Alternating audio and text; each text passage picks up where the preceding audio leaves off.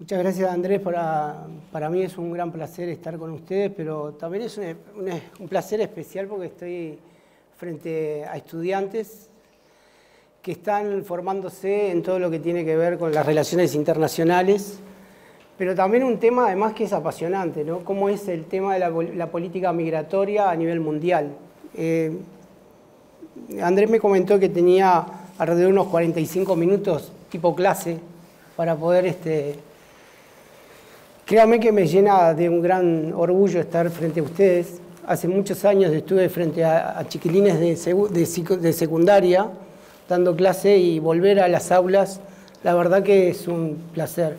A pesar de que creo que si tengo que volver a las aulas tengo que ir al IPA de nuevo a hacer toda la actualización docente. Pero básicamente es como decía Andrés, la política migratoria es una política que está en la primera línea, que está en la agenda pública. Yo me acuerdo que cuando empezamos allá en el 2010 no era un tema que estuviera en la agenda pública, no era un tema que se estuviese hablando. Fíjense que hace 30 años atrás había 170 millones de personas que eran migrantes, consideradas migrantes. Y en este año 2018 estamos ya en los 250 millones de migrantes. ¿Por qué se moviliza la gente? Se moviliza por muchas cosas, pero básicamente existen condiciones en el país de origen por razones económicas, razones políticas. Tenemos que poner también aquellos factores medioambientales que hoy en día están sucediendo con el cambio climático. También eso es un factor de movilidad y de migración. Sin lugar a duda también está la movilidad por el derecho de movilizarse y buscar en el mundo un lugar donde poder desarrollarse y poder profesionarse a nivel de profesión, de educación, de dónde creer, dónde es mejor criar a sus hijos.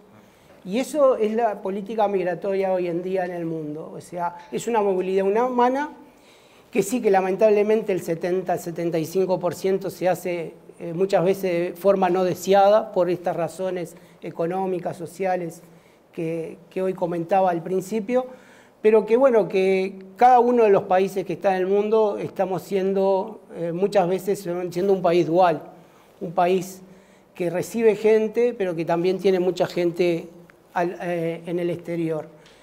Fíjense una cosa que es muy importante, yo me hice una especie de mapa conceptual de 7 capítulos o 7 etapas donde marcaba primero la migración actual a nivel global, pero básicamente vamos llevando lo que es a nivel general y después vamos a ver a nivel sudamericano, ¿no? Para que un poco refleje esto de que somos un país receptor pero también emisor.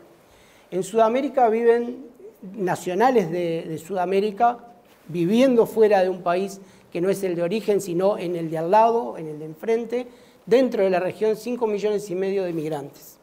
O sea, hay una característica que la gente se va movilizando. Para que tengan una idea, hace 20 años atrás, esa migración solamente era de 1 millón. Hoy en día es de 5,5 millones. O sea, hay gente, nacionales, vamos a poner sudamericanos, que deciden ir a algún país de Sudamérica donde ir a vivir.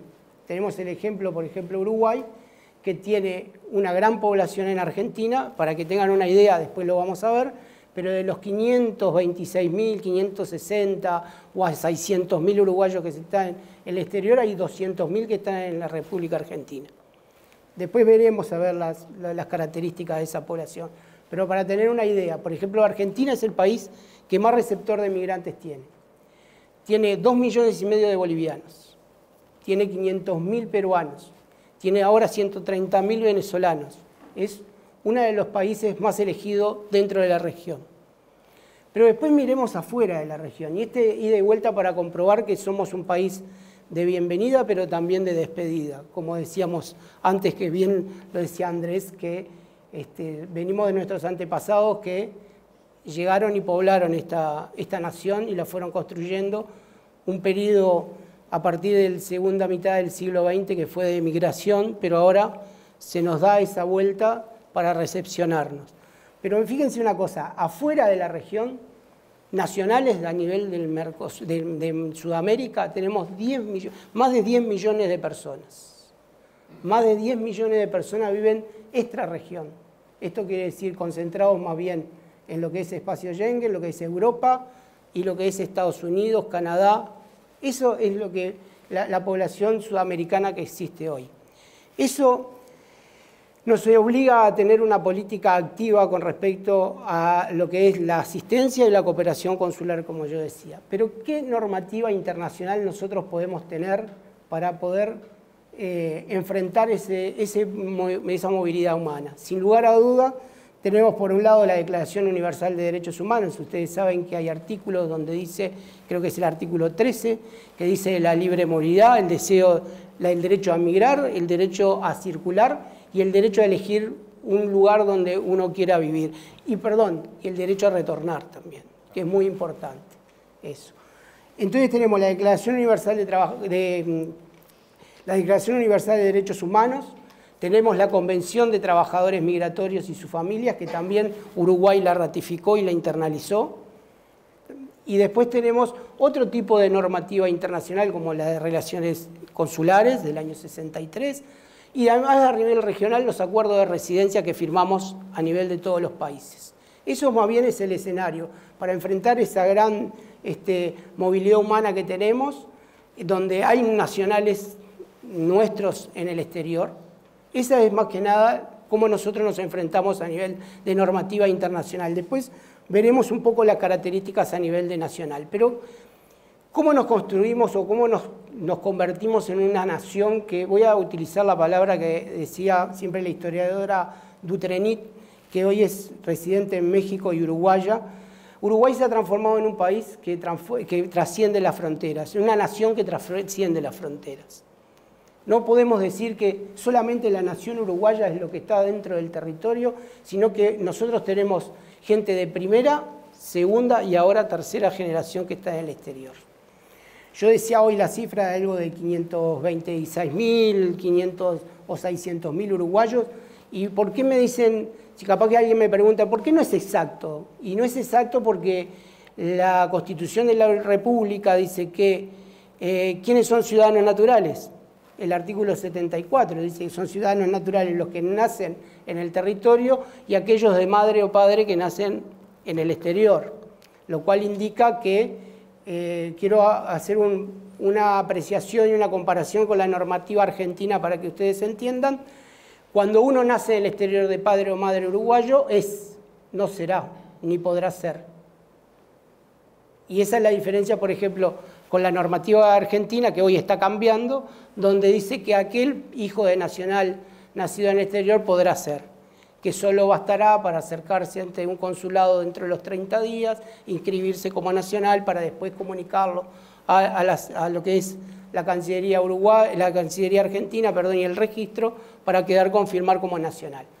El uruguayo que nace en el exterior, de padre o madre, y a partir del 2015, algo muy importante, entrando en la normativa uruguaya, con la ley 19.362, los nietos de nacionales nacidos en el exterior son también nacionales. Entonces ahí tenemos una variedad y ustedes entenderán por qué no tenemos una cifra exacta, porque hoy en un consulado uruguayo puede ir un nieto de uruguayo a tramitar un operativo pasaporte con cédula cero y obtener en menos de 20 días, 25 días, un pasaporte uruguayo. Entonces, vuelvo a lo que decía la doctora Dutrenit, de que nosotros somos un país, o una nación, ella decía, que trasciende las fronteras territoriales. Y esa característica que nos hace, y voy a volver un poco a la breve característica que quiero hacer sobre cómo nos construimos, cómo nos formamos como nación, también está relacionado con nuestros antepasados. Lo veíamos hoy con Andrés Muiño, ¿no? Calari, todos tenemos un antepasado. El otro día tuve una oportunidad de cerrar una exposición en el marco del patrimonio, donde fue muy enriquecedor, muy bueno, porque empezaba la presentación de esta manera. Se presentaba un italiano, hablaba sobre sus tradiciones, ¿no? Pasaba a un español, seguía por una afrodescendiente y terminaba con una Armenia. Y a mí me tocó cerrar eso, lo cual fue muy bueno porque resumía esa breve característica que se puede hacer sobre cómo nos formamos a nivel de nación. O sea, nosotros nos formamos gracias a nuestros antepasados que vinieron a nuestro país, de la misma manera que otros países de la región, pero eso es muy importante para nosotros, porque eso es lo que a nosotros nos hace construir como nación. En un montón de cosas. Uruguay, ustedes saben que es un estado donde ha avanzado mucho en los primeros años del siglo XX con respecto a derechos, ¿no? Ni que hablar, estamos en un país ballista y con mucho orgullo lo podemos decir. Estamos con un país donde la reforma del Estado se hizo pensando en la persona y cómo acceder a los derechos. Podremos buscarle matices, pero ese es el Uruguay que fuimos forjando. Y lo voy a seguir como hilo conductor para demostrarle cómo después, cuando volvemos a transformarnos como un país receptor de migrantes, cómo esas cosas valen y pesan, que hoy lo hablábamos con Andrés antes de empezar.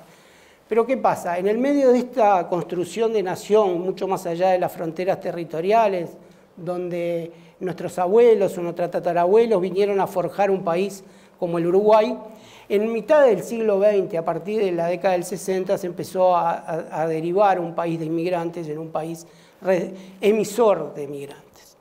Esto se debe a varios, o sea, sería injusto decir que esto es un factor netamente de país. O sea, la región también se transformó en un país emisor de migrantes.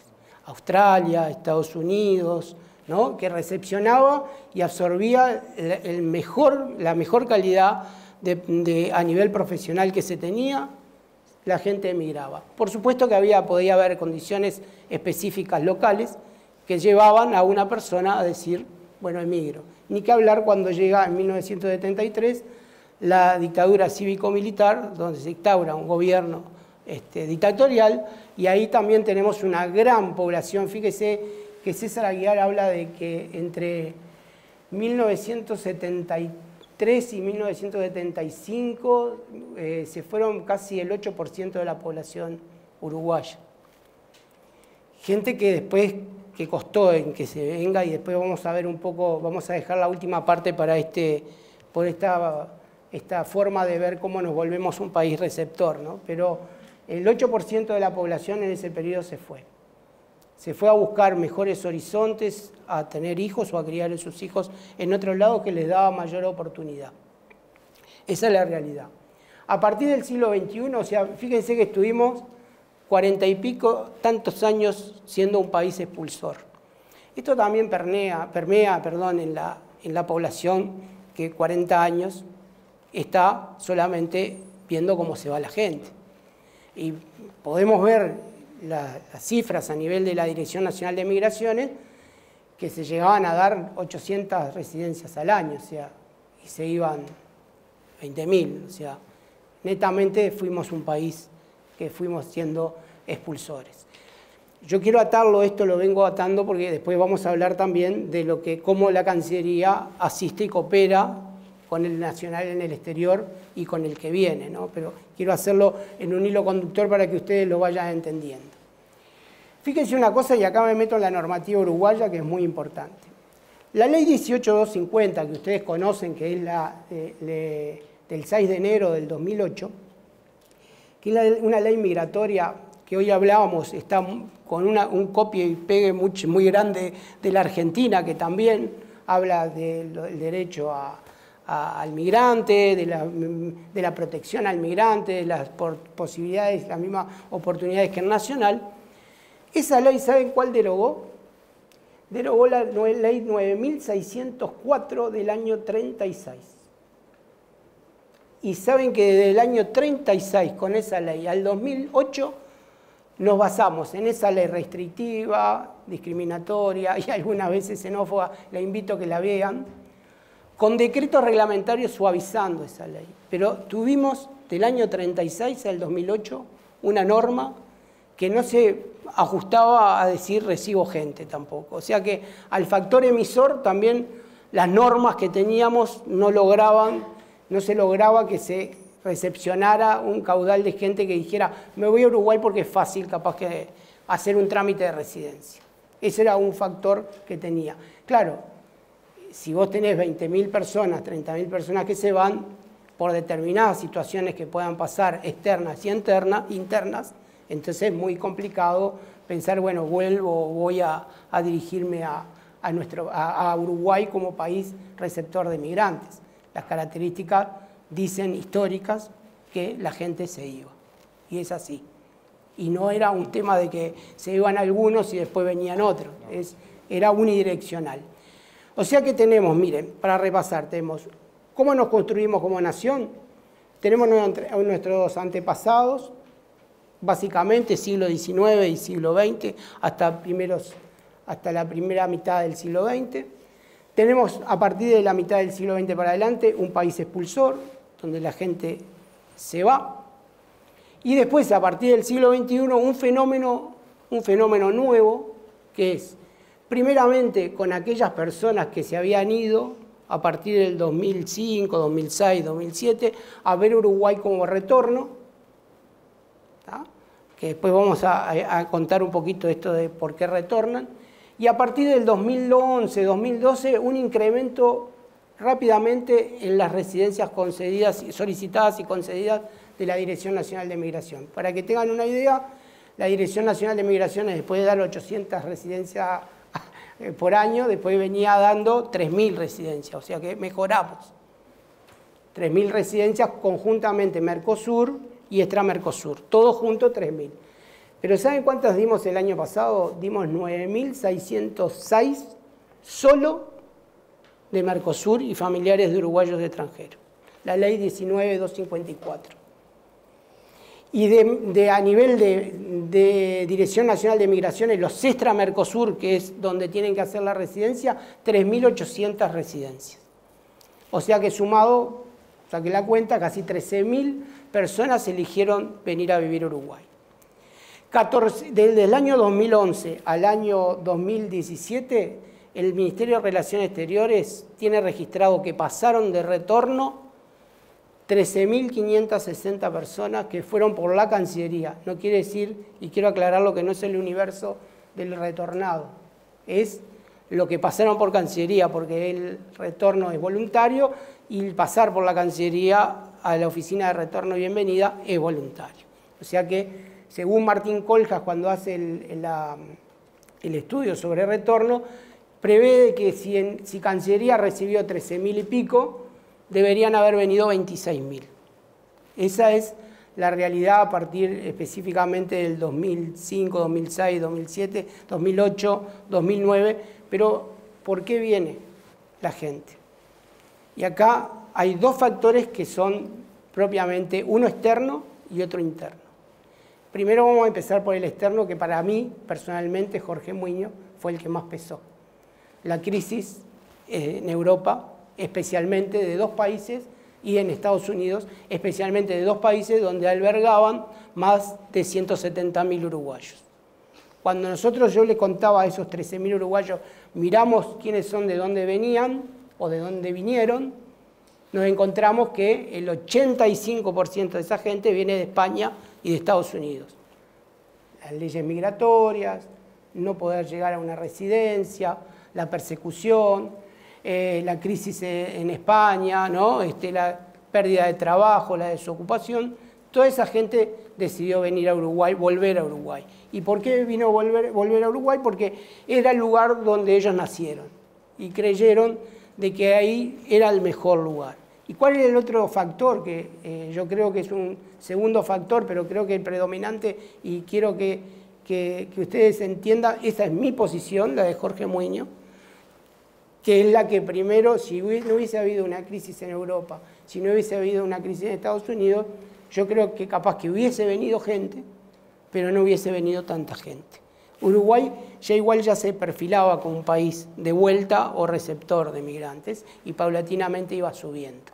Y el otro factor es las condiciones económicas con las cuales se fue desarrollando el país, especialmente a partir del 2008 para adelante. Las condiciones, o sea, acá hay que verlo que también, no todo el mundo empezó a venir en el 2005, porque además la crisis empezó en el 2008, pero ya hubo algunos uruguayos vieron con lupa unos prismáticos buenos diciendo, bueno, creo que si me adelanto, si no me voy ahora, me van a comer todos los ahorros. Y bueno, y la gente regresó. Ahora, hoy en día entonces tenemos para formarnos esas tres grandes corrientes migratorias, pero se nos suma otra, que acá viene con los números que yo acabo de dar. Tenemos la de aquellos regionales que eligen venir a vivir a Uruguay, que encuentran a Uruguay un país, estamos hablando de los regionales de Sudamérica, ¿no? Que dicen, bueno, me voy a vivir a Uruguay. Uruguay tenía la ley 18250, tenía un acuerdo de residencia a nivel de Mercosur, y dice, bueno, si yo veo, si miro en la proyección que me está aumentando el número de extranjeros, ¿no? De 3.000, capaz que a 5.000 residencias, tengo que lograr poder hacer una normativa un poquito más allá de la del Mercosur, pensando en dos cosas, en dos vertientes. Primero, en la gente que me va a venir, cómo yo logro que se incorpore y se incluya a esta sociedad de una forma ágil y rápido, y cómo subliminalmente puedo lograr con los países donde tengo uruguayos una bilateralidad o una reciprocidad. Entonces salió la ley 19.254, que, como ustedes saben, es una ley que es para los nacionales del Mercosur, familiares de uruguayos extranjeros, quiere decir padres, hermanos, que sean de nacionales cónyuges, perdón, también pueden optar por esa residencia. ¿Y qué tiene la particularidad de esa residencia? Tiene varias particularidades. Es gratuita, es una residencia gratuita, es una residencia que se puede ir solicitando desde un consulado o de la Cancillería, es una residencia que la cual no se le pide medio de vida, es una residencia que va directamente a la permanente y no como pide el acuerdo Mercosur, primero la temporaria, o como hacen los países que primero te hacen ir a la temporaria para después a la permanente. Se documenta automáticamente a la persona. Hoy hablaba con Andrés, cuando ya inicias el trámite de residencia te llevas una constancia, que en esa constancia es la que vas a la Dirección Nacional de Identificación Civil y te dan una cédula provisoria, y el trámite de residencia, si no existe ningún problema a nivel documental, demora 40 días, 30 días hábil, 40 días, 45 días. O sea que, ¿qué pasó con eso? Bueno, esa ley es de 2014, entonces en esa visión de venida de nacionales a nivel de la región, porque es nacionales del Mercosur, Estados partes y países asociados, o sea que es todo Sudamérica, ¿no? Que empezaron a elegir a venir a vivir a Uruguay, que ahora veremos por qué dicen ellos que eligen venir a vivir a Uruguay, o por lo menos lo que nosotros nos expresan y lo que nosotros comunicamos. Tenemos una gran cantidad de gente que dice, bueno, yo voy a vivir a Uruguay, yo elijo venir a vivir a Uruguay. ¿Qué hace Uruguay? Me facilita la documentación. Yo puedo obtener la documentación de una forma rápida, no tengo que pagar para hacer un trámite de residencia. Busquen después por ahí cuánto sale una residencia temporaria en Colombia y cuánto sale una residencia permanente en Colombia. No busquen, le digo. 230 y confirmen. Todo lo que digo confirmen, siempre, como buenos estudiantes. 230 la temporaria, 300 la permanente, o capaz que al revés, pero por ahí $500 para tener una residencia permanente. Eso es lo que cobra hoy Colombia como ejemplo. Hay otros países que cobran menos. Pero bueno, ¿cuál es la política? Es, si yo documento rápido, la persona la pongo en igualdad de condiciones con la nacional. Si yo documento rápido, estoy siendo un hecho la ley 18250, donde dice que yo no tengo que discriminar al migrante, inclusive siendo irregular. La ley 19254, que está dentro de la Cancillería uruguaya, es la que nosotros ofrecemos a los nacionales del Mercosur y a los familiares de uruguayos extranjeros. Vieron que son dos, ¿no? Familiares uruguayos extranjeros, pero quiero focalizarme en esto, en familiares de uruguayos extranjeros. ¿Saben cuántas nacionalidades le dimos el año pasado familiares de uruguayos extranjeros? 51 nacionalidades. O sea, quiere decir que es son españoles, italianos, alemanes. O sea, ¿se acuerdan cuando hablé que teníamos muchos en el exterior? Y que fueron a criar a sus hijos, a tener sus hijos, a tener sus esposas, sus esposos. Bueno, esa gente está retornando o retornó y tiene que hacer el trámite de residencia para el esposo. Cosa que en otro país puede ser algo tedioso, que te pidan 200 papeles y todo, en Uruguay no lo es. Y son facilidades como para poder que el familiar de uruguayo extranjero pueda incluirse e integrarse de una forma rápida. ¿Qué hacemos además? Y esto también va con lo que tiene que ver con la asistencia o cooperación consular desde la Cancillería. Trabajamos con los 3 niveles de educación, primaria, secundaria y UDELAR, y además también, bueno, ni hablar con los RT, con todos los centros de estudio del país trabajamos y solicitamos que aquellas personas extranjeras que se encuentren con un pasaporte inscripto y no una cédula, y tengan, o sea, estén más de 6 meses, por supuesto, como hablábamos hoy con María, que lleguen hasta la Cancillería para los efectos de poder hacer el trámite de residencia. Y le damos un número especial, y le damos una hora especial. No necesita. Y ahí, por ejemplo, para que tengan una idea, el año pasado inscribimos o le dimos la residencia a más de 350 niños de primaria y secundaria que no habían hecho el trámite sus padres de residencia, por desconocimiento o porque les faltaba un papel, porque también la Cancillería uruguaya, y acá dentro de lo que es la cooperación consular, trabaja con los países del Mercosur a los efectos de hacer un ida y vuelta, de pedir la documentación que necesita sus nacionales. Si necesita una partida de nacimiento, si necesita el padre un certificado de antecedentes. Y eso es una coordinación y una articulación que se hace y dentro de lo que es la cooperación consular con los países, las representaciones diplomáticas de la región. Quiero irme... me olvidaba de una normativa que es fundamental, perdónenme. La ley 19.268, la ley de organización consular. La ley de organización consular, esta que se elevó por Cancillería, que un grupo de funcionarios diplomáticos de jurídica, de asuntos consulares, asociación de escribanos, reformaron una ley anterior a esta, que les voy a contar cuál es.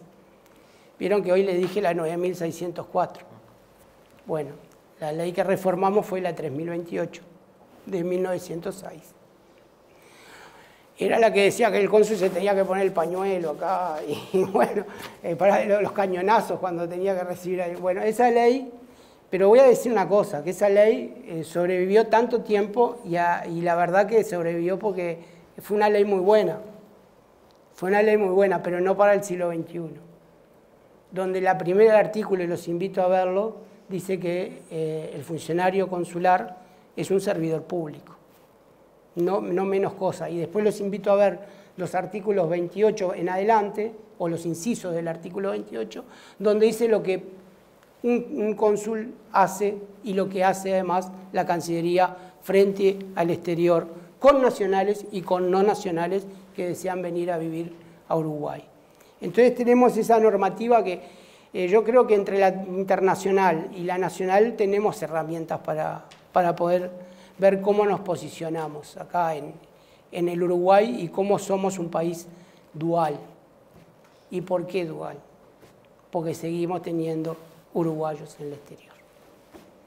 Y porque somos un país que recibe. Increíblemente, esta ida y vuelta lleva a que tenemos en el exterior, y tenemos mucho, tenemos un 14%. Decía un brasilero en una reunión, ¿cuánto tienen ustedes? Entre 14 y 15%. Uy, es como si nosotros tuviéramos 40 millones de brasileños en el exterior. Esa comparación en un país donde, no me voy a meter en la parte demográfica, pero describirlo desde un punto de vista poblacional demográfico, donde tuvimos esos vaivenes de tener que se fue mucha gente, que alguna vez se retornó, que otros se fueron. Entonces, un país envejecido. Un país envejecido igual que Cuba, podríamos ponerlo en el ejemplo. Que el hecho de que ahora volvamos a recibir gente, ese ida y vuelta, nos hace. Yo le decía a Andrés que tenemos desafíos por delante. No es todo color de rosa, no es todo vengan, les abrazamos, sino que tenemos que trabajar mucho. Tenemos que trabajar mucho con la población uruguaya.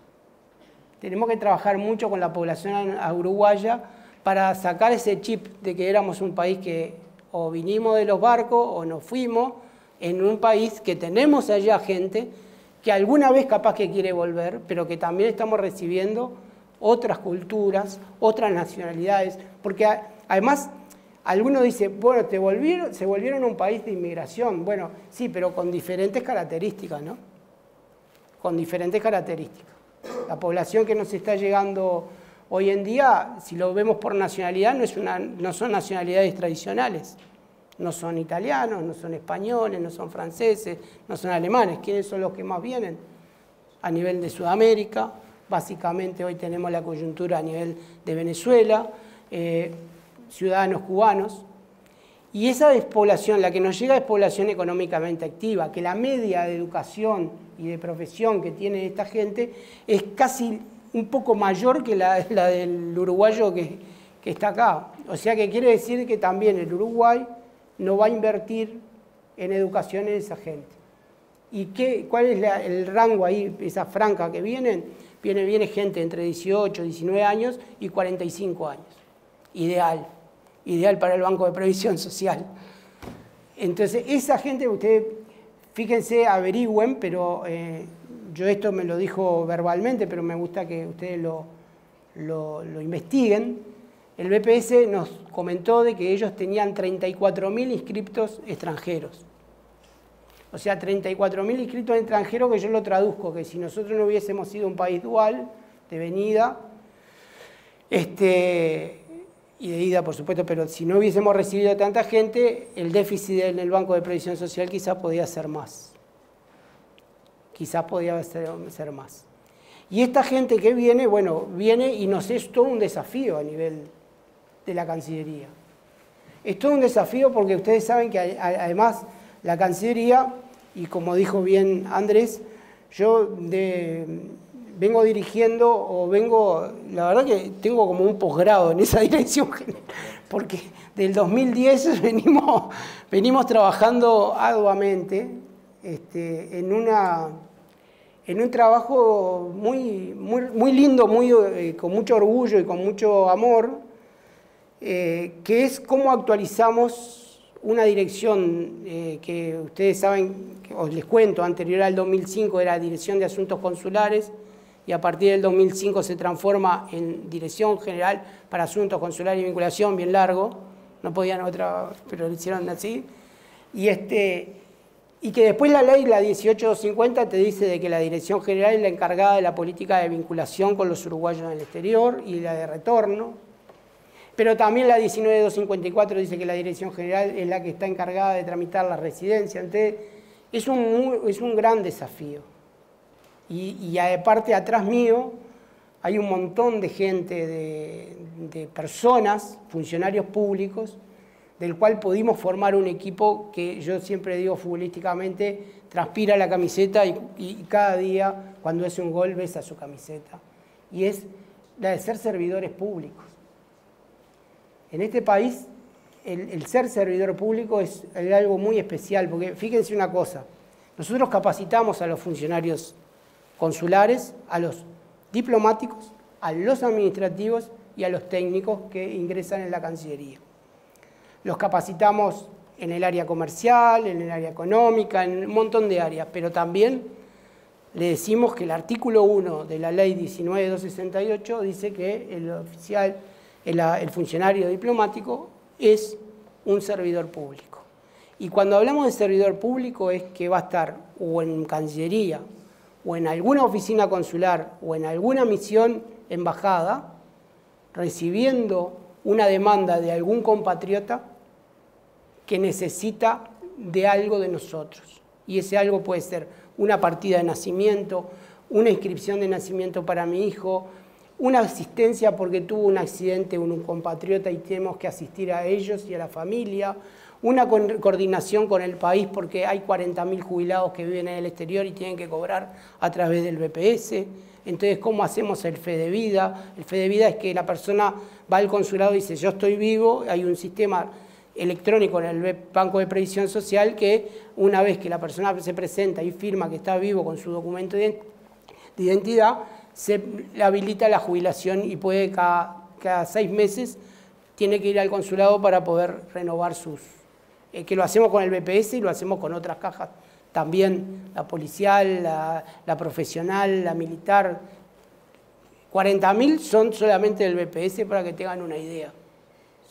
Y esa también es la función consular, la de que muchas veces, y acá no está muy lindo lo que voy a decir porque son tragos amargos que muchos funcionarios tienen que enfrentarse, cuando viene una señora golpeada bajo violencia doméstica o peor, con tema de trata, violencia doméstica y trata de personas. Donde hay menores que son nacionales de aquel país primero y después nacionales de... O sea, esas situaciones son las que hoy muchas veces los consulados se están enfrentando, donde se tiene que hacer toda una articulación y coordinación con los servicios sociales del país, se tiene que trabajar con los servicios sociales de Uruguay, se tiene que trabajar con la familia de acá para ver cómo podemos repatriar a esa persona rápidamente. Se complica muchísimo cuando hay hijos menores, como yo decía, donde son nacionales de ese estado y el juez de ese lugar no le da la autorización para que ese niño vuelva. Esta es la otra cara de la parte consular que pocas veces se ve, y le voy a contar ahora algo. Me preguntaron un día por qué un señor que nosotros habíamos asistido a la familia, ¿por qué eso no se sabe?, me dijo. Y la verdad que para nosotros publicitar desgracia ajena no tiene sentido. Sabemos que lo hacemos y que vamos a estar al lado de los compatriotas cuando lo necesiten. Pero digo, me parece que podremos hacer algo medio general diciendo, bueno, estos son los servicios, pero hay vidas, hay historias muy duras. Hay historias muy duras. Porque además, en ese retorno que hacemos asistido, o ese retorno o ese repatrio que hacemos, tenemos que ver a ver cómo nosotros, esa persona se trata de incluir e integrar a nuestra nación, a este país, perdón. Que no es fácil, le puede estar 20 años en un lugar, regresar para acá. Se tiene que ver a ver si viene con hijos menores, cómo lo incluimos en la escuela. Si no tiene el mismo idioma, el niño que no experimentó el idioma, o sea, que no le enseñaron el idioma castellano, ¿cómo hacemos para que ese niño igual sea inscrito en la escuela y por a través del Instituto de Lenguas pueda ayudarlo a aprender idioma español o alguna profesora? Esas son cosas que se dan verdaderamente en esta vía, o esta viña de la asistencia y la cooperación consular.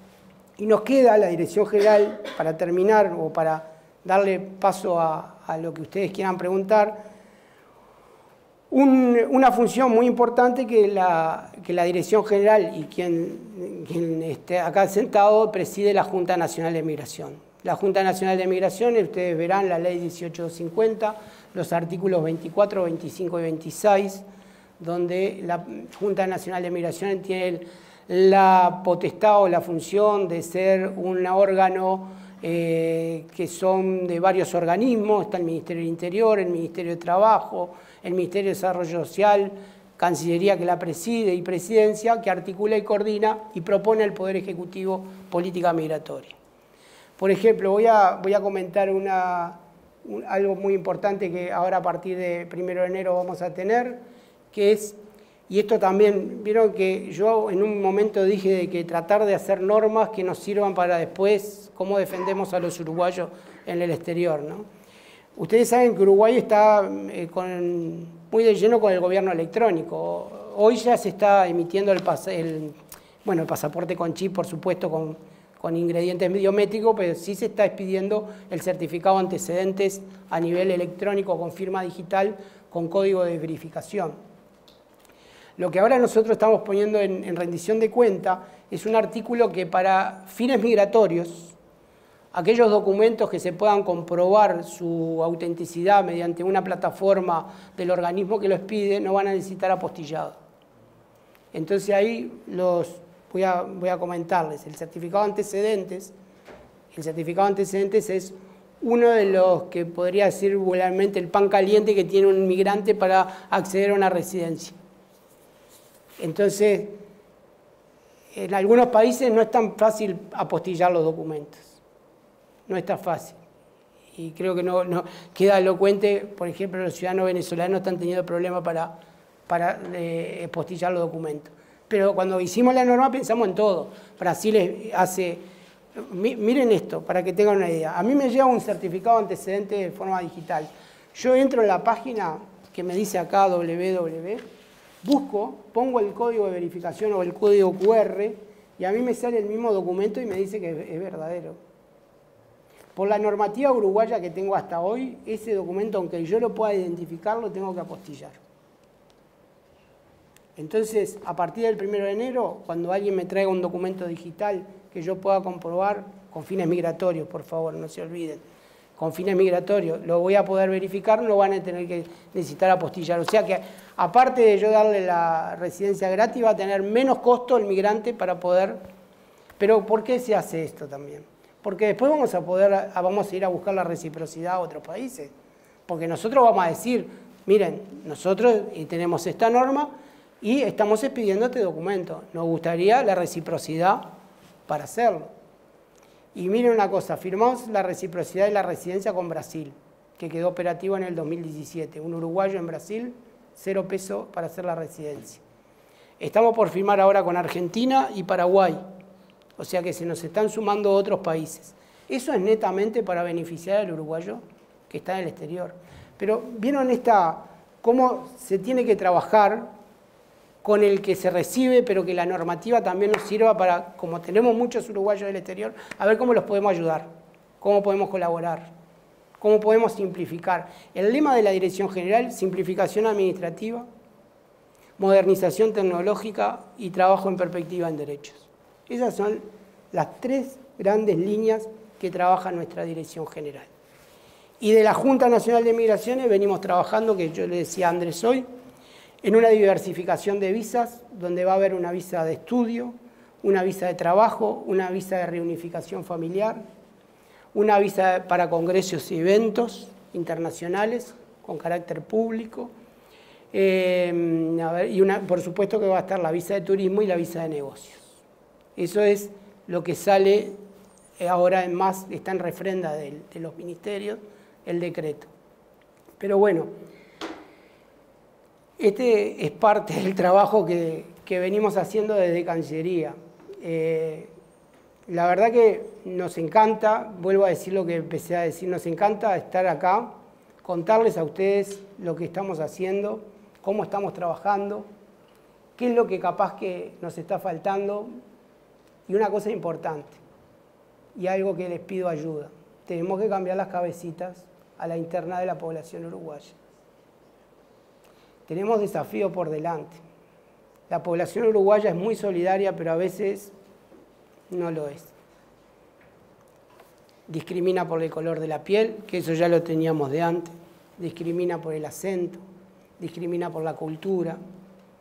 Y no nos damos cuenta que abrir las puertas y recibir de una forma ordenada, segura y regular a los migrantes es mejorar culturalmente, es diversificar, pero también nos hace un país mucho más democrático del que decimos que es. Eso es fundamental. Y para terminar les digo 4 cositas que, por qué cuando van a la Cancillería dice que vienen los migrantes. Algunas se van a asombrar y otras no. ¿Por qué vienen los migrantes, o por lo menos los que recibimos nosotros? Salud universal y en algunos casos gratuita. Salud universal. Y dicen, pero a ver, pero yo cuando me lo decían, pero es natural. A ver, no es natural. El mundo hoy, la salud no está siendo universal.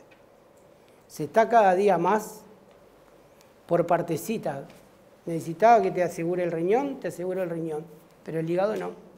Si tenés un problema en el hígado, tenés que pagar $12.000. Uruguay, salud universal. Educación gratuita en los 3 niveles. Pero además, educación gratuita en los 3 niveles, pero la educación general, y acá los miro a ustedes que son los que están acá, excelente de calidad. No solamente la pública, la privada también.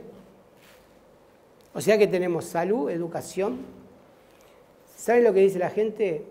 Seguridad interna. Existe seguridad. Puedo caminar por la Rambla. Puedo ir a un lugar determinado. Seguridad interna.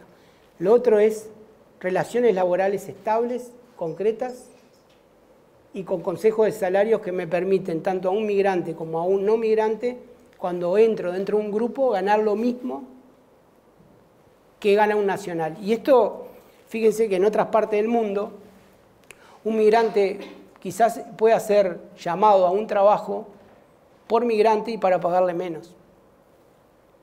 Y eso es un problema, porque se da toda una cadena de discriminación y xenofobia. Uruguay tiene esas 4 cosas que son las que nos dicen más. Eso es importante. Yo le decía a Andrés, capaz que nosotros lo que vivimos acá somos más críticos de lo que nos parece, pero quizás ver el mundo, ver lo que está sucediendo en el mundo y creer de que nosotros verdaderamente tenemos que mejorar mucho, y eso sin lugar a duda. La política migratoria, como toda política pública, es una política dinámica, es una política que muchas veces los fenómenos de flujo migratorio nos ganan a las normativas o a los procedimientos administrativos y tenemos que estar alerta. Pero bueno, de eso se trata y creemos que no lo podemos hacer solos. No una dirección general puede hacer esto, sino que tiene que ser el Estado en su conjunto, tiene que trabajar todo el Estado en su conjunto.